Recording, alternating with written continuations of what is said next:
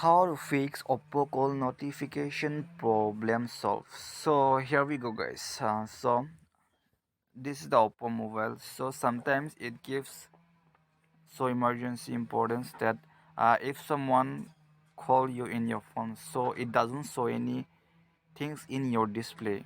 How you have to pick up your calls? It just make a hang. Okay. So how you have to make all clear in your mobile? So for that you have to go in your settings. After coming in settings, now you can see here, come in the app management and click in the app list. So after clicking here, what you have to do, just come here and search for your phone. Okay, just search for phone, or you can just scroll down like this on.